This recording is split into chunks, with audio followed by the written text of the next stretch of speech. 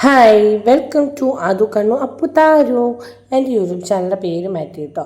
Actually തന്നെ വളകാപ്പൻ്റെ video ആണെങ്കിലും കൊച്ചു ജനിച്ച് 1 മാസം കഴിഞ്ഞപ്പോഴാണ് ഞാനിത് എഡിറ്റ് ചെയ്യുന്നത് ഇടുന്നത് കേട്ടോ. പിന്നെ സത്യം പറഞ്ഞത് ഞാൻ മറന്നു പോയായിരുന്നു, എഡിറ്റ് ചെയ്യാനായിട്ട് വെച്ചിട്ടുണ്ടായിരുന്നു. പിന്നെ ഓരോ ഹെൽത്ത് പ്രോബ്ലംസും കാര്യങ്ങളൊക്കെ ആയിട്ടൊക്കെ അങ്ങനെ പോയിട്ടുണ്ടായിരുന്നു. ഇന്നിപ്പം ഞാൻ നോക്കുമ്പോഴാണ് അയ്യോ ഈ വീഡിയോ ഞാൻ ഇട്ടിട്ടില്ലല്ലോ എന്ന് ഓർത്തത്.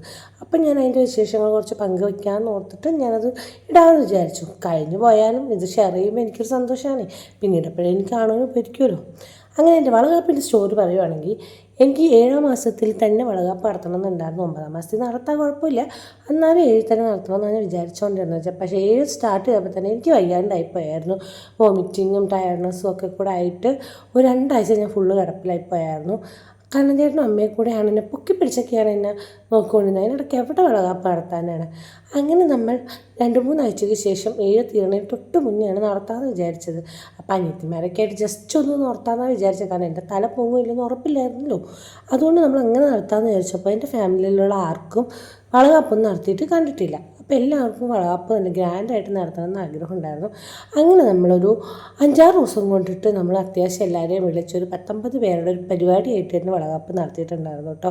പ്രതീക്ഷ പോലെ ഒന്നും അല്ലായിരുന്നു, അടിപൊളിയായിരുന്നു. നമ്മളങ്ങനെ എല്ലാം സെറ്റ് ചെയ്ത് അനിയത്തിമാരും എല്ലാവരും കൂടെ ഒക്കെ വന്നിട്ട് നമ്മൾ ഡെക്കറേറ്റൊക്കെ ചെയ്തു. പിന്നെ എല്ലാവരും വന്നു അണിയിച്ചൊരുക്കി. അങ്ങനെ വളരെ അടിപൊളിയായിട്ടായിരുന്നു കേട്ടോ. പ്രതീക്ഷിച്ചതിനേക്കാൾ സൂപ്പറായിരുന്നു. എങ്ങനെ പറയണം, എന്ത് പറയണം ഒരു ഐഡിയ ഇല്ലായിരുന്നു, അത്ര അടിപൊളിയായിരുന്നു കേട്ടോ. പാട്ടൊക്കെ വെച്ച് നമ്മളങ്ങനെ വിളിച്ച് വന്നു. എന്താ പറയുക, ഭയങ്കര സത്യം പറഞ്ഞ സ്വപ്ന സാക്ഷാത്കാരം എന്ന് പറയാമായിരുന്നു.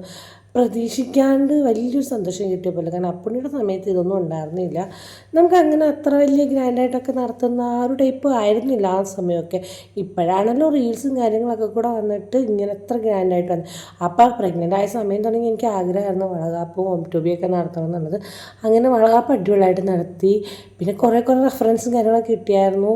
അങ്ങനെ ഞാൻ ഇങ്ങനെ ചെയ്യണം എന്നൊക്കെയാണ്. കാരണം വലിയ ഐഡിയ സത്യം പറഞ്ഞാൽ ഞങ്ങൾക്ക് ആർക്കും ഉണ്ടായിരുന്നില്ല. ഞങ്ങൾ ആരും ഇതൊന്നും നടത്തിയിട്ടൊന്നും ഇല്ലാതെ.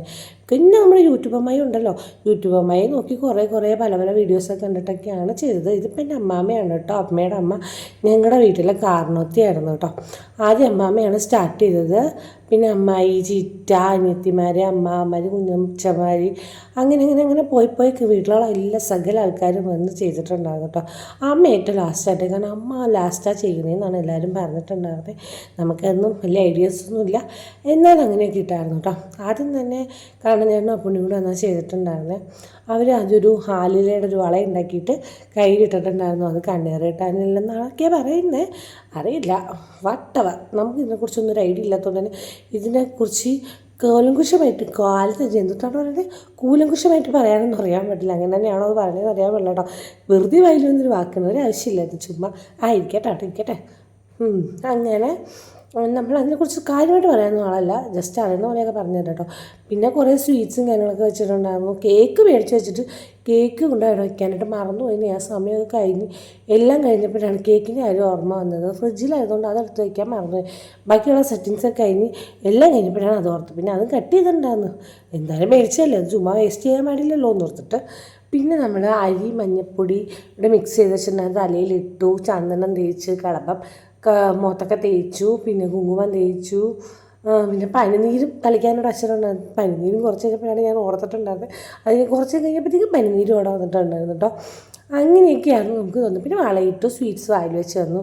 ആക്ച്വലി എനിക്ക് പ്രഗ്നൻസി ഷുഗർ ഉണ്ടായിരുന്നു, എന്നിട്ടും ഉള്ളതുകൊണ്ട് സ്വീറ്റ്സ് മുഴുവൻ കഴിച്ചത്. അത് നോർമലായിരുന്നു, അതുകൊണ്ടാണ് ധൈര്യമായിട്ട് കഴിച്ചത്. ഇതെൻ്റെ ആങ്ങളുടെ വൈഫും കൊച്ചൊക്കെ ആയിരുന്നു കേട്ടോ. അങ്ങനെ ഓരോരുത്തരും പരിചയപ്പെടുത്തുന്നത് അങ്ങനെ പോയിന്ന്. വേറൊരു അമ്മാവനും അമ്മായിയൊക്കെയാണ്. പിന്നെ എന്തുവാ പറയാനുള്ളത്, സത്യം പറഞ്ഞാൽ നമുക്ക് ആ ഒരു ടൈമിലൊക്കെ ഒരുപാട് ആഗ്രഹങ്ങളും കാര്യങ്ങളൊക്കെ ഉണ്ടാവും.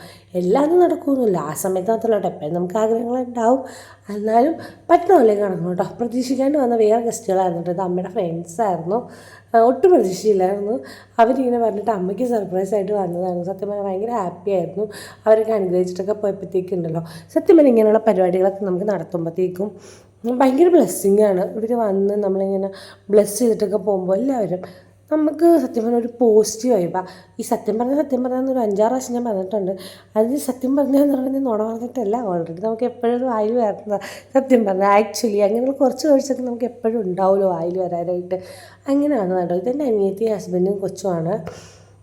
പിന്നെ എന്താ പറയുക, അങ്ങനെ എനിക്ക് പ്രതീക്ഷിക്കാണ്ട് ഹാപ്പി ആയിട്ടുള്ളൊരു മൊമെൻ്റ് ആയിരുന്നു അത്.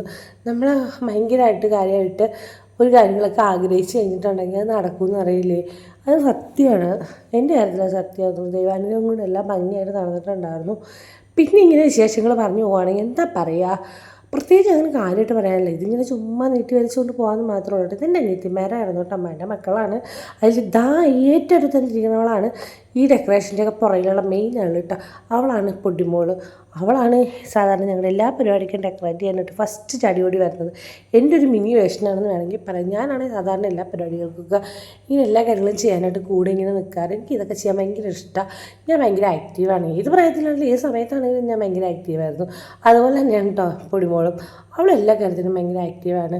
ഇപ്പം എൻ്റെ വളകാപ്പിൻ്റെ കാര്യത്തിലാണെങ്കിൽ തലേ ദിവസം വന്ന് കുറേ പണിയൊക്കെ ചെയ്തിട്ടാട്ടോ പോയിട്ടുണ്ടായിരുന്നു.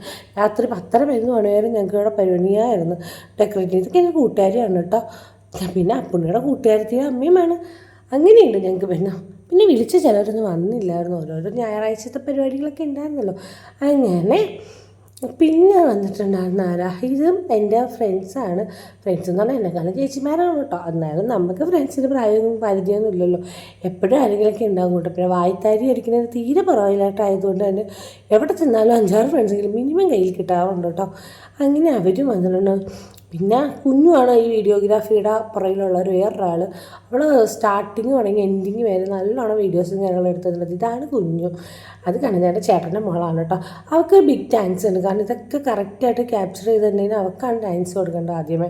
കാരണം അവൾ ഇതില്ലായിരുന്നെങ്കിൽ ഇതൊന്നും ഇത്ര അടിപൊളിയായിട്ട് കിട്ടില്ല. കാരണം ഞാനായിട്ട് ഇതൊന്നും മൊത്തത്തിൽ എടുക്കാൻ പറ്റില്ല. ഞാൻ ഭയങ്കര ബിസിയായിരുന്നു. സത്യം പറഞ്ഞാൽ എല്ലാവരും മൈൻഡ് ചെയ്യണത് തന്നെ ഒരു വലിയ പണിയാണ്.